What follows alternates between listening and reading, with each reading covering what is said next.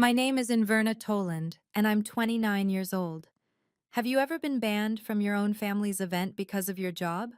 Not because you committed a crime or caused a scandal, but simply because of how you earn your living? That's exactly what happened to me at my stepmother's charity gala, where 500 of the city's elite gathered to celebrate philanthropy and compassion. The irony wasn't lost on me.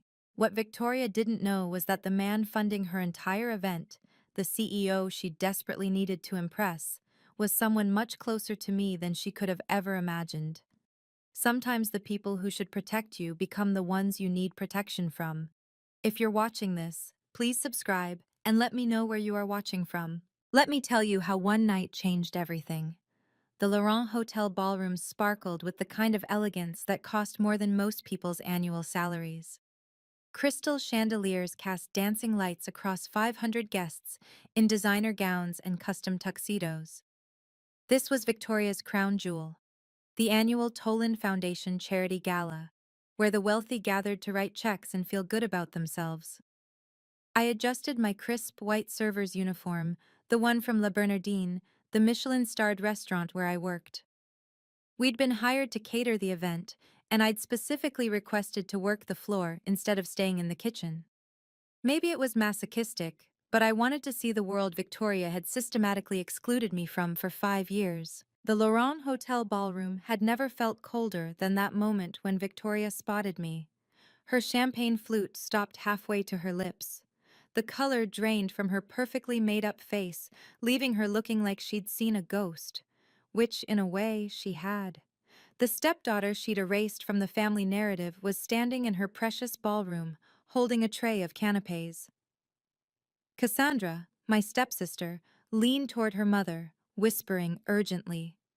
Even from across the room, I could see her gesture in my direction, her diamond bracelet catching the light. The same bracelet she'd received for her birthday last month. The party I hadn't been invited to, of course. Victoria's recovery was swift. She straightened her spine, plastered on her charity gala smile, and began moving through the crowd toward me with the determination of a heat-seeking missile. But she wasn't coming to greet me. No, I recognized that look. It was the same one she'd worn when she told my father that perhaps Inverna would be more comfortable celebrating Christmas with her restaurant friends. Two security guards in black suits suddenly appeared near the entrance, and Victoria's assistant was already speaking rapidly into his phone. The other servers continued their rotations, oblivious to the family drama about to unfold. A string quartet played Mozart in the corner, their elegant notes a stark contrast to the tension building in my chest. My phone vibrated in my pocket, a violation of our strict no-phones policy during service, but I'd made an exception tonight. I didn't check it, but I knew who it was. He always had impeccable timing. The room buzzed with conversation about donation goals and tax write-offs, but I kept my eyes on Victoria as she approached. 5 years of being deemed not quite right for the Toland family image was about to come to a head, and I was ready for it. 5 years ago, my father married Victoria Ashford Toland, and my life shifted in ways I never expected. Dad was lonely after Mom passed, and Victoria seemed to fill that void with her charity events and social connections. I was halfway through my MBA at the time, on track for the corporate life everyone expected. Then I discovered my real passion during a wine-pairing dinner at a friend's restaurant. The precision, the artistry, the immediate joy on people's faces. It spoke to me in a way spreadsheets never had. So I made a choice. I left my MBA program and enrolled in culinary school. To Victoria, a waitress daughter was worse than no daughter at all. She never said it directly, of course. Victoria was too sophisticated for outright cruelty. Instead, she'd introduce Cassandra at events as my brilliant daughter, the marketing director, while I simply ceased to exist in her narrative. When family friends asked about Robert's daughter, she'd change the subject with practiced ease. The family dinners became less frequent. The holiday invitations got lost in the mail. The family vacation photos on Facebook featured everyone but me. Dad would call afterward, apologetic but never quite willing to confront his wife. "You know how Victoria is about appearances," he'd say, as if that excused everything. What hurt most wasn't the exclusion itself, it was the gradual acceptance of it. Relatives stopped asking why I wasn't at gatherings. Mutual friends learned not to mention me around Victoria. Even Dad started introducing Cassandra as his daughter at his company events, while I became Inverna. She works in the city. But here's what they didn't know. I'd graduated from Yale before any of this. My failure was choosing passion over prestige, craftsmanship over corner offices. And while they were erasing me from the family history, I was building something entirely my own. The whispers started before Victoria even reached me. Her society friends, the ones who lunch at private clubs and vacation in the Hamptons, had noticed the family drama unfolding. "Is that Robert's daughter?" Aunt Helen's voice carried across her table. "What is she doing here?" "Serving drinks, apparently," her husband George replied with a snort. "How embarrassing for Victoria." A cluster of Cassandra's friends, all influencers and trust fund babies, pulled out their phones, sensing drama worthy of their Instagram stories. One of them, a blonde named Madison, who'd never worked a day in her life, laughed loud enough for me to hear. "Oh my God, she's actually wearing a server's uniform. This is too much." Robert, my father, stood near the auction display, surrounded by his business partners. When our eyes met across the room, something flickered in his expression. Shame, regret, maybe both. Then he turned away, suddenly fascinated by a painting he'd never bid on. That small gesture, that deliberate turning away, cut deeper than any of Victoria's calculated snubs. "Inverna shouldn't be here," Cassandra announced to her circle, loud enough to ensure I heard. "This is an exclusive event for Foundation supporters, not staff." The word dripped with disdain. Staff. As if I hadn't grown up in the same house, attended the same family dinners, called her father Dad for 24 years before Victoria entered our lives. Victoria had almost reached me now, her heels clicking against the marble floor like a countdown. Behind her, I noticed the security guards beginning to move, trying to look casual as they positioned themselves strategically. The entire ballroom seemed to lean in, 500 guests suddenly interested in our corner of the room. My phone vibrated again. 2 short pulses, his signal that he was close. I kept my expression neutral, professional, even as Victoria's shadow fell across my tray of carefully arranged canapes. The consequences of walking away would ripple far beyond this ballroom. La Bernardine had fought hard for this catering contract. It was our biggest account, worth nearly $500,000 annually. My manager, Chef Bernard, had made it crystal clear. "This event keeps our doors open in Verna. We cannot afford to lose the Toland Foundation." If Victoria had me ejected, if she made a scene, it wouldn't just be my job on the line. The entire restaurant could lose the contract. 23 employees depended on that revenue. Sous chefs, line cooks, servers who were putting kids through college. My pride wasn't worth their livelihoods. Then there was Dad. For all his weakness, he was still my father. If I fought back publicly, if I embarrassed Victoria at her signature event, she'd make him choose. And we both knew who he'd choose. He'd already proven that by looking away moments ago. The last thread connecting me to my mother's memory, to the family home where her piano still sat in the living room, would snap completely.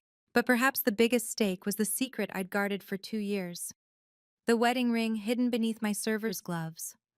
The marriage certificate filed quietly at City Hall. The life I'd built away from the Toland family drama. Marcus and I had agreed to keep our marriage private until the time was right, until we could reveal it on our own terms.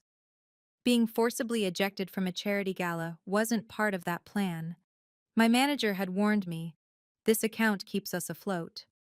Yet standing there, watching Victoria marshal her forces to humiliate me once again, I wondered if some things were worth more than money. The other servers were beginning to notice the tension, casting worried glances my way. One wrong move, one moment of defiance, and everything could crumble. Victoria raised the microphone she'd somehow procured from the stage. Her voice rang out across the ballroom, silencing conversations mid-sentence. Ladies and gentlemen, we have a small security matter to address. 500 heads turned in unison, champagne flutes paused midway to lips. The string quartet faltered, then stopped entirely. In the sudden silence, every breath seemed amplified. Nothing to worry about, Victoria continued, her tone suggesting the opposite. Just a minor issue with someone who shouldn't be here. Her eyes never left mine as she spoke, cold and triumphant. The weight of 500 stares pressed down on me. Phones appeared in hands, raised discreetly to record whatever drama was about to unfold. Someone whispered, "Is that the stepdaughter?" And the whisper spread like wildfire through the crowd. My phone vibrated again, 3 long pulses this time, different from before, urgent. I pulled it out, breaking protocol completely. The text was brief. 5 minutes, don't leave. Marcus never sent messages during events. He was supposed to be at a board meeting across town, finalizing a merger that had consumed his attention for weeks. Something had changed. Victoria's smile widened at my apparent distraction. "Security, please assist this person to the service exit. She seems to have gotten lost." The 2 guards began moving toward me with professional determination. The crowd parted to let them through, creating a corridor of shame lined with familiar faces. Dad's golf buddies, Victoria's book club, Cassandra's sorority sisters. All watching. All waiting to see if Robert Toland's disappointing daughter would make a scene. The larger guard reached for my elbow. "Ma'am, we need you to come with us." I stood perfectly still, counting my breaths. 1, 2, 3. The main entrance doors were still closed, but I heard something. Footsteps in the marble foyer beyond. Measured, deliberate, familiar. 4, 5. "You're not on the list." Victoria's words cut through the air like a blade. "I'm working tonight," I replied evenly, keeping my voice professional despite the hundreds watching. "Then stay in the kitchen." She stepped closer, lowering her voice just enough to seem reasonable while ensuring everyone could still hear. "The manager assigned me here." I didn't back down, didn't lower my gaze. "I'll speak to them." Victoria's smile never wavered, but her eyes hardened. "This is a private event, Inverna. Family and supporters only." Funny how I'm neither, despite being both. The words slipped out before I could stop them. Gasps rippled through the crowd. Victoria's composure cracked for just a moment, revealing something ugly beneath. "You were never supposed to be here," she hissed, abandoning pretense. "Your name was never supposed to be on any list. I made sure of that 5 years ago." The admission hung in the air. Several guests exchanged uncomfortable glances. Even Cassandra looked surprised by her mother's open hostility. "Mrs. Toland," the security guard interrupted, clearly uncomfortable with the family drama.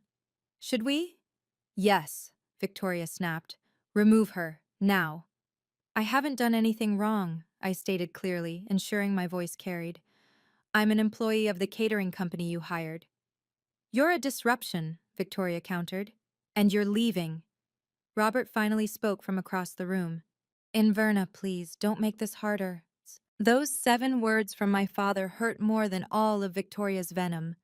"Don't make this harder," as if I was the one causing problems by simply existing in the same space. The security guard reached for my arm again. This time I didn't resist, but I also didn't move. "Your name was never supposed to be there, Inverna." Victoria's final words were meant to wound. "You were never supposed to be part of this family." "Mom, she's embarrassing us."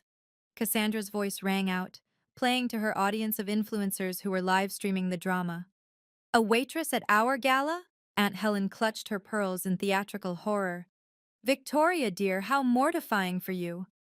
Uncle George, Dad's own brother, shook his head in disgust. "Robert, control your daughter. This is inappropriate." "Control your daughter."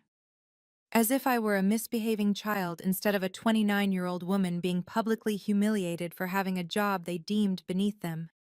"Security, Please escort her out. Victoria's command was firm, final. Through the service exit where she belongs. The crowd pressed closer, hungry for the climax of this unexpected entertainment. Someone actually laughed, a cruel tinkling sound that echoed off the crystal chandeliers. Madison, Cassandra's friend, narrated for her Instagram followers. Oh my god, you guys, the family drama is insane. She's literally being kicked out. The security guards flanked me now, close enough that I could smell their cologne. The larger one spoke quietly, almost kindly. Ma'am, please don't make us force you. I stood perfectly still, counting my breaths. 1, 2, 3.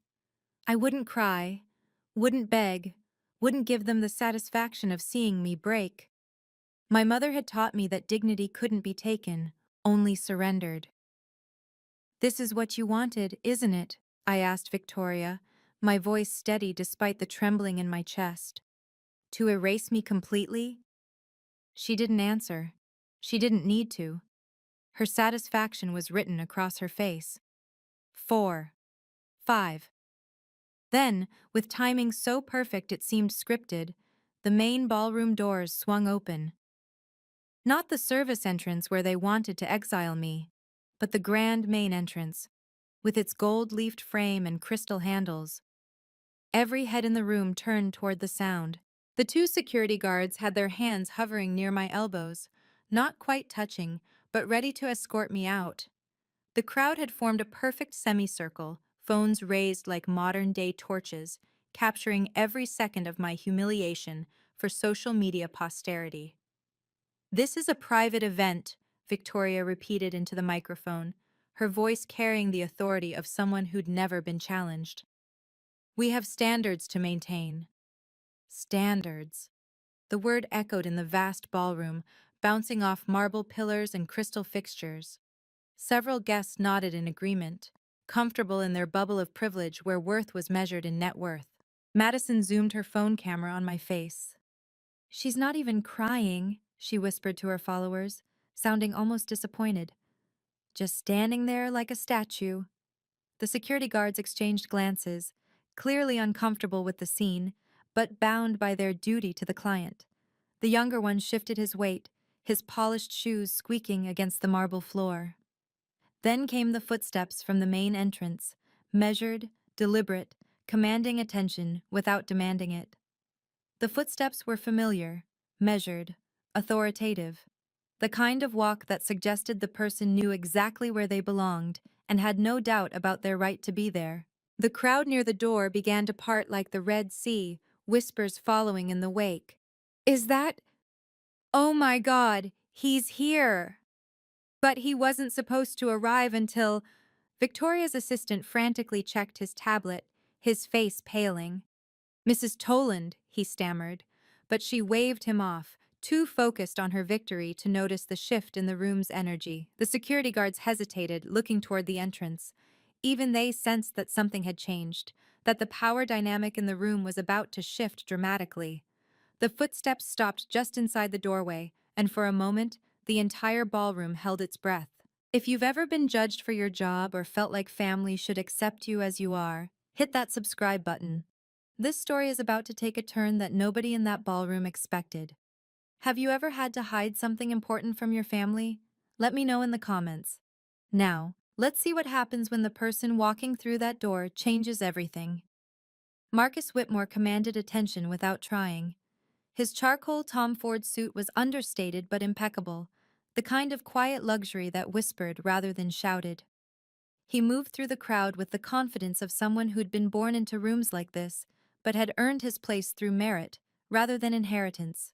Victoria's entire demeanor transformed in an instant. The microphone lowered from her lips, her spine straightened, and her charity gala smile snapped into place like armor. Mr. Whitmore, what an honor! Her voice dripped honey where moments before it had dripped venom. We weren't expecting you until the auction. But Marcus didn't look at her. His dark eyes swept across the ballroom with the practiced ease of someone who could read a room in seconds. The cluster of phones recording, the security guards flanking me, the crowd hungry for drama. His gaze found mine across the sea of designer gowns and tuxedos, and something flickered in his expression. Not surprise, he knew exactly what he was walking into. He'd probably watched it unfold from the lobby cameras on his phone. "Mrs. Toland," he said, his voice carrying without effort. "I see you have a situation here." Victoria's face transformed from triumph to desperate hospitality. The most powerful man in the room, the one whose company's $50 million commitment over 5 years made her gala possible, had arrived at the worst possible moment. Or perhaps, from my perspective, the perfect one. "Just a minor misunderstanding," she chirped, gesturing for the security guards to step back.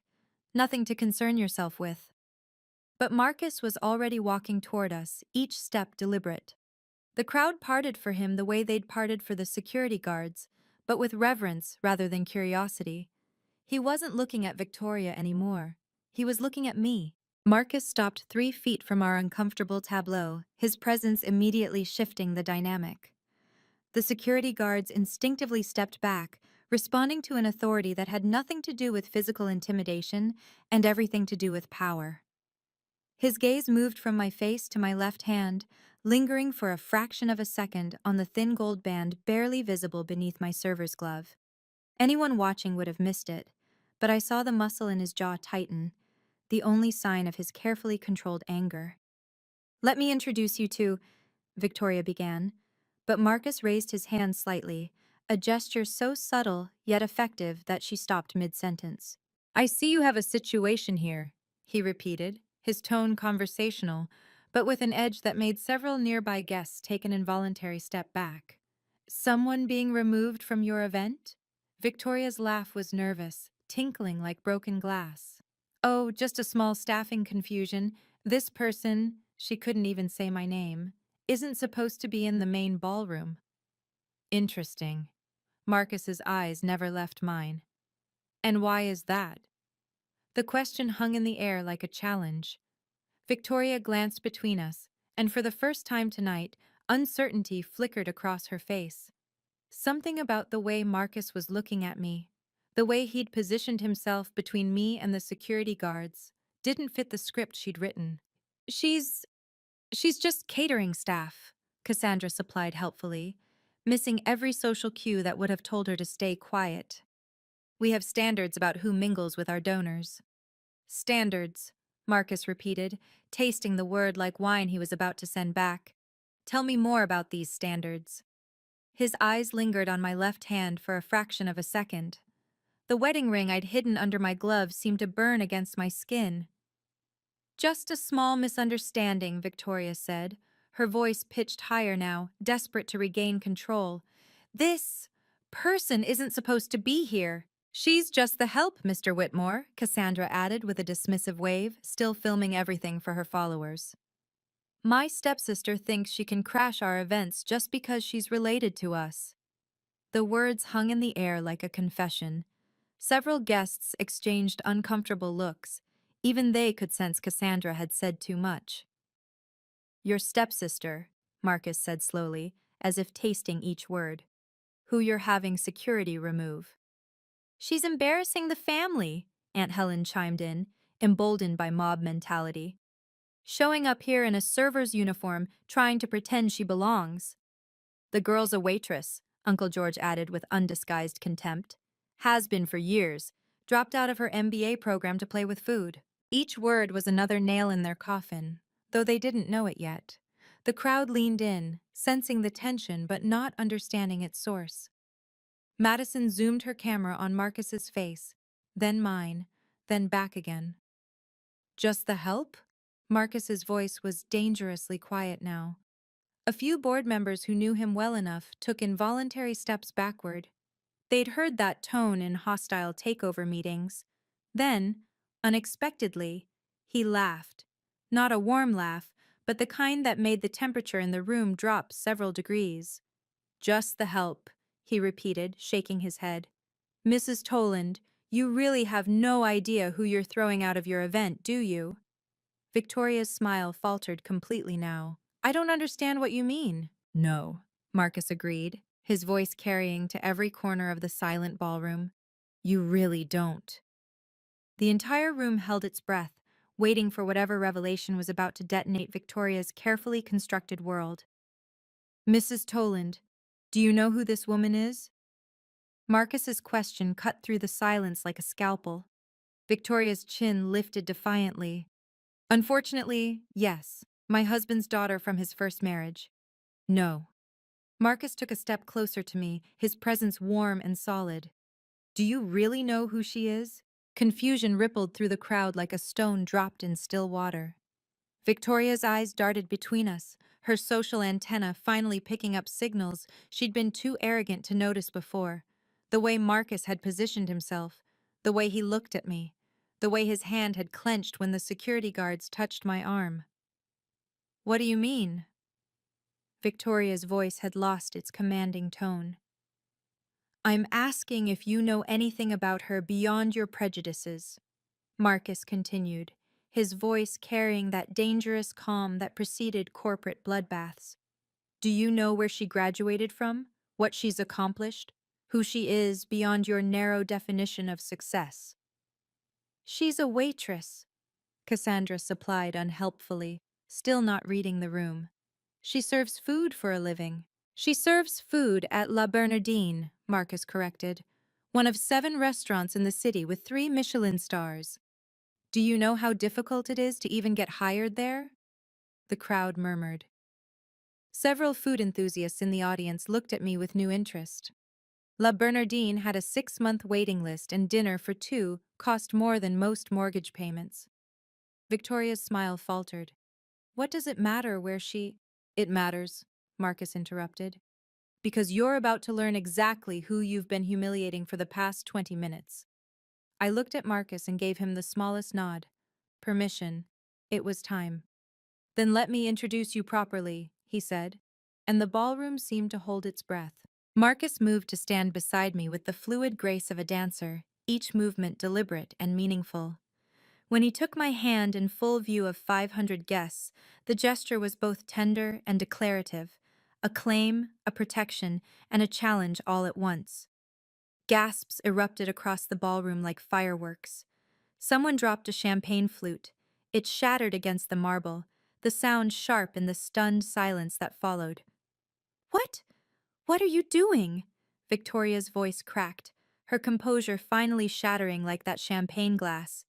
Cassandra's phone slipped from her suddenly nerveless fingers, clattering on the floor. Her mouth opened and closed like a fish gasping for air, no words coming out for perhaps the first time in her life. The crowd pressed closer, their shock palpable. These people who'd just been calling for my removal, who'd laughed at my humiliation, now stared at our intertwined hands as if witnessing a magic trick they couldn't explain. Marcus lifted my hand slightly, ensuring everyone could see the simple gold band on my finger, the one I'd hidden under my server's glove for 2 years. The overhead lights caught it, making it gleam like a beacon. I don't understand, Victoria stammered, her face cycling through expressions, confusion, denial, dawning horror. This is some kind of mistake. No mistake, Marcus said simply, his thumb brushing over my wedding ring in a gesture so intimate that several people looked away. Though I understand your confusion, we've kept our personal life private. Robert, my father, pushed through the crowd, his face ashen. Inverna? His voice was strangled. What is this? The diamond ring on my finger caught the chandelier light, sending tiny rainbows across Victoria's pale face. The same woman who'd just called me just the help was now staring at evidence that I was anything but. This is my wife, Inverna Whitmore. Marcus's words detonated in the ballroom like a bomb, sending shockwaves through the crowd. We've been married for 2 years. The room exploded. 500 voices rose at once, gasps, exclamations, denials. Someone actually screamed. Phones flashed like strobe lights as everyone tried to capture the moment when Victoria Ashford Toland's world imploded. That's impossible! Cassandra shrieked, abandoning all pretense of sophistication. Her carefully curated image crumbled as she stood there, mouth agape, looking between her mother and me. Victoria's face had gone from pale to gray, her body swaying slightly as if the ground had shifted beneath her designer heels.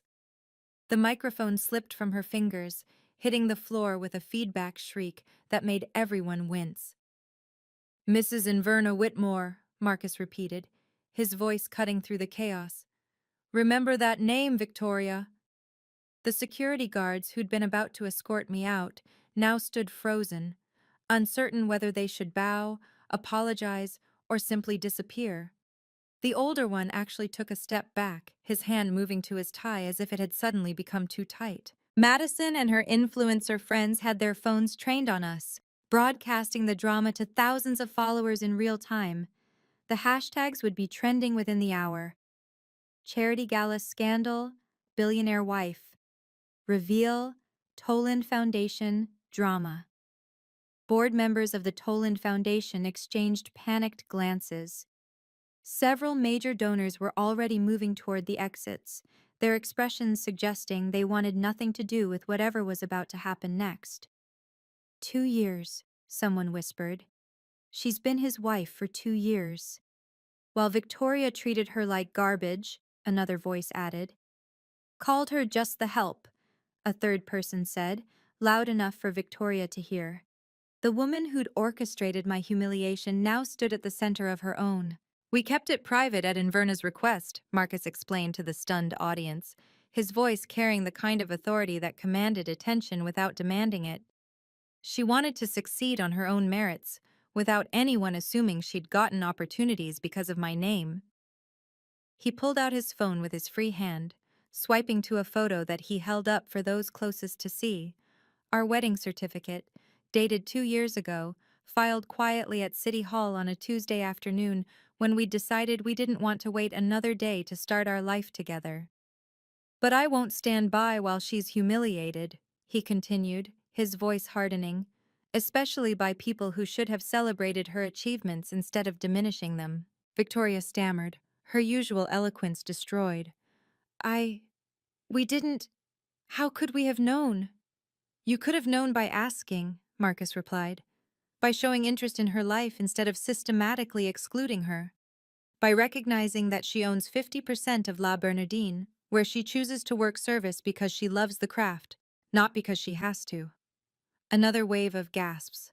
La Bernardine, the restaurant with a 6-month waiting list, where a tasting menu cost $800 per person. I wasn't just a waitress there. I was an owner. "She's a James Beard Award nominee," Marcus continued, each revelation another nail in Victoria's social coffin. "She graduated summa cum laude from Yale before you even met her. She speaks 4 languages and could have worked at any Fortune 500 company, but she chose to follow her passion instead." Robert looked like he'd been punched. "Inverna, why didn't you tell me?" "When would I have told you, Dad?" I finally spoke, my voice steady. "During the family dinners I wasn't invited to, the holidays I spent alone, the 5 years you let her erase me." "About our sponsorship contract." Marcus's tone shifted to pure business, the warmth he'd shown me replaced with corporate steel. Victoria's head snapped up, panic flooding her features. "The contract is ironclad, you can't—" "Whitmore Holdings is withdrawing," Marcus announced to the room. "Effective immediately." "You can't!" Victoria's voice cracked with desperation. "We have an agreement. 5 years, $50 million. "Check clause 15, Marcus said calmly, though his hand tightened around mine. "Breach of professional conduct that brings negative publicity to any party or their representatives." He gestured to the phone still recording, the hundreds of witnesses to Victoria's cruelty. "Publicly humiliating my wife certainly qualifies. Wouldn't you agree?" The foundation's board members were already pulling out their phones, frantically calling their lawyers. Gerald Morrison, the board chair, looked like he might have a stroke. "Victoria, what have you done?" $50 million, someone whispered. "That's 60% of their operating budget." "The Children's Hospital wing," another voice added. "The scholarship program." Each whisper was another cut to Victoria's reputation. She'd just destroyed 5 years of guaranteed funding because she couldn't resist humiliating someone she deemed beneath her. "This is vindictive," Victoria tried, grasping for any leverage.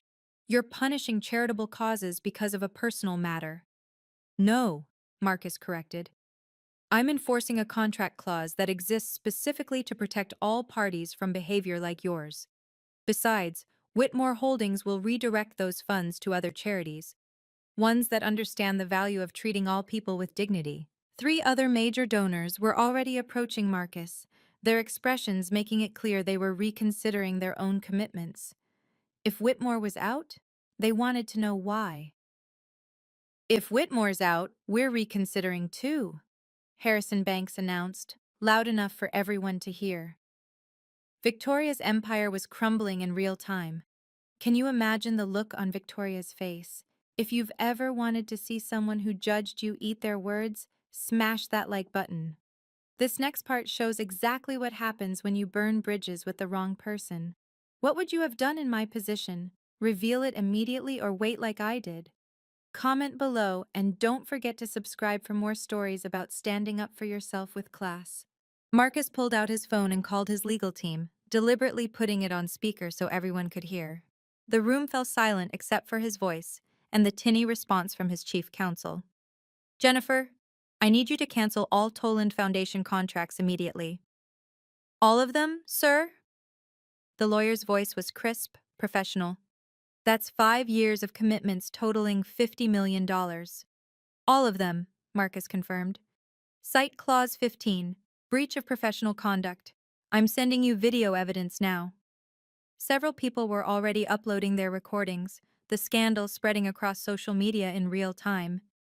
The Toland Foundation's reputation, built over 20 years, was being destroyed in 20 minutes.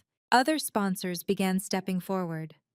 Harrison Banks from Banks Industries approached, followed by Margaret Chen from Chen Technologies and David Kumar from Kumar Pharmaceuticals. If there's a culture problem at the foundation, Banks announced, we need to reassess our involvement. Agreed, Chen added, looking directly at Victoria. We donate to organizations that reflect our values. This display suggests a serious misalignment. The murmuring grew louder. 3 more sponsors meant another $30 million in jeopardy. The foundation's entire budget was evaporating because Victoria couldn't treat her stepdaughter with basic human decency. Kumar pulled out his phone. I'm calling an emergency meeting of the Donor Advisory Council. This needs to be addressed immediately. Victoria swayed on her feet, gripping the edge of a table for support. This is ridiculous. You're destroying 20 years of charitable work over a family dispute. No, Marcus corrected coldly. You destroyed it the moment you decided someone's worth was determined by their job title, the moment you used your position to humiliate someone you considered beneath you. Board members were already huddling in corners, whispering about emergency protocols and damage control. The gala meant to celebrate philanthropy had become its funeral. Please, let's discuss this privately, Victoria pleaded, abandoning all pretense of control.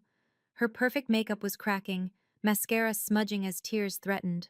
Like how you privately humiliated my wife? Marcus asked, his voice carrying across the silent ballroom. In front of 500 witnesses? I finally spoke, my voice calm but firm. Victoria, you made your choice. You chose image over family, status over substance. You could have told us, she said desperately, if we'd known who you married. That's exactly why we didn't tell you, I interrupted. Because it shouldn't matter who I married. You should have treated me with respect regardless. I learned from you, Victoria, I continued, meeting her gaze steadily. Image is everything, right? Well, now everyone can see your true image. Cassandra tried to approach me, her hands outstretched in supplication. Inverna, please, we're family. You can't let him do this. Family? I asked quietly. Was I family when you told everyone I was just the help? When you filmed my humiliation for your Instagram followers? She flinched as if slapped. I didn't mean... You meant every word, I said simply. You just didn't expect consequences. The board members had finished their hushed conference. Gerald Morrison stepped forward, his face grave. Victoria, we need to discuss your position as chair immediately. This incident has created a crisis of confidence in the foundation's leadership. You can't remove me, Victoria's voice pitched toward hysteria. I built this foundation. And you may have just destroyed it, Morrison replied coldly. The emergency board meeting is tomorrow at 9 a.m. I suggest you bring legal counsel. Robert finally found his voice. Inverna, please, don't do this. Think of all the good the foundation does. I am thinking of it, Dad. That's why it deserves better leadership. The board members converged on Victoria like sharks scenting blood. Gerald Morrison's voice cut through the chaos. We need an emergency meeting, tonight. This is a disaster for the foundation, another board member, Patricia Wells, said loudly enough for everyone to hear. 20 years of reputation destroyed in one evening. More sponsors approached Victoria, their intentions clear before they even spoke. We'll be reviewing our commitments, they said, one after another, like dominoes falling. Cassandra made one last desperate attempt at damage control. Inverna, I'm sorry. I didn't mean those things. Please, can we talk? Your apology is 5 years too late, Cassandra. I turned away from her, feeling Marcus's supportive presence beside me. The security guards who'd been about to throw me out now stood awkwardly at the edges of the drama, clearly wishing they could disappear. The older one actually approached Marcus. Sir, we had no idea. We were just following Mrs. Toland's orders. I know, Marcus said simply. You were doing your job. Unlike Mrs. Toland, I don't blame people for that. The pointed comment made Victoria flinch. She stood in the center of the ballroom she'd ruled just minutes ago, now abandoned by allies who sensed the shifting power dynamic. Waiters from La Bernardine, my colleagues, began to gather around me, their expressions showing a mix of shock and fierce pride. They'd watched me face this humiliation with dignity, and now they witnessed my vindication. Should we continue service? My manager, Chef Bernard, asked quietly. He'd emerged from the kitchen, having heard the commotion. I looked at the chaos around us, board members arguing, sponsors leaving, Victoria standing alone in her designer gown like a queen without a kingdom. No, I said clearly. La Bernardine is withdrawing from this event, effective immediately. The next morning, the scandal was everywhere. Charity Gala, disaster foundation chair humiliates billionaire's wife, ran across the business section of the Times. The social media clips had gone viral overnight, with millions of views and counting. The foundation held its emergency board meeting at 9 a.m. sharp. By 9:47, Victoria Ashford Toland was no longer chair. By noon, she'd been removed from the board entirely. The vote was unanimous. The foundation's losses were staggering. Beyond Whitmore Holdings' $50 million, 6 other major sponsors pulled their funding. Total damage, $120 million over 5 years. The Children's Hospital wing was postponed indefinitely. The scholarship program cut by 70%. Cassandra's carefully curated image imploded along with her mother's. The video of her calling me just the help had been memed, remixed, and shared across every platform. Her influencer partnerships evaporated overnight. Brands didn't want to be associated with someone who'd become the internet's poster child for entitled cruelty. Then came the personal fallout. Cassandra's fiancé, Thomas Wellington III, called off their engagement 3 days later. His family's old money sensibilities couldn't tolerate the scandal. We have standards to maintain, his mother told the press, echoing Victoria's own words with bitter irony. The society pages that had once celebrated Victoria now dissected her downfall with barely concealed glee. From philanthropy queen to pariah, the Victoria Toland story became the most read article in the Chronicle's history. Her charity luncheon friends distanced themselves immediately. The country club quietly suggested she take a temporary leave of absence. The museum board she'd served on for a decade found a polite reason to request her resignation. In trying to protect her image by excluding me, Victoria had destroyed everything she'd spent 20 years building. The irony wasn't lost on anyone. 3 days after the gala, my phone rang at 7 a.m. Dad. Inverna, can we talk? Just the two of us? We met at Mom's favorite coffee shop, the one near our old house where she used to take me for hot chocolate after piano lessons. He looked older, defeated, sitting in the corner booth we'd claimed as ours 20 years ago. "I'm sorry I didn't stand up for you," he said without preamble. "I was a coward." The words hung between us like a bridge waiting to be crossed. I'd imagined this conversation 1,000 times, but now that it was here, I felt strangely calm. "Yes, you were," I agreed simply. No point in softening the truth now. He flinched but didn't defend himself. I told myself I was keeping the peace, that it would blow over, that Victoria would eventually come around. "Did you really believe that?" "No." The admission seemed to physically pain him. "I knew what she was doing. I was afraid of being alone again after your mother died." "So you chose her comfort over mine?" "Yes." Tears ran down his face, and he didn't wipe them away. "And I lost you because of it. The truth is, Inverna, I lost the best part of our family when I let Victoria erase you. Dad, I needed you to choose me just once." "I know, God, I know. Can you ever forgive me?" I looked at this man who'd raised me, who'd taught me to ride a bike, and had walked me down the aisle at my secret wedding, because despite everything, I'd still wanted my father there. "I can try," I said finally, "but Victoria can't be part of this. If you want a relationship with me, it's just us." "She's moving out," he said quietly. "The divorce papers were filed yesterday." Life after the gala felt surreal but authentic in a way it hadn't been for years. I still worked service at La Bernardine 3 nights a week, but now I did it openly, without hiding my wedding ring or pretending to be someone I wasn't. My colleagues treated me differently, not with the deference I'd feared, but with a deeper respect.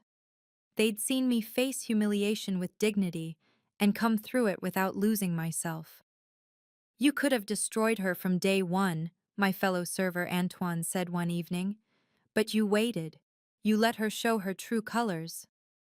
"I never wanted to destroy anyone," I replied, polishing wine glasses for the evening service.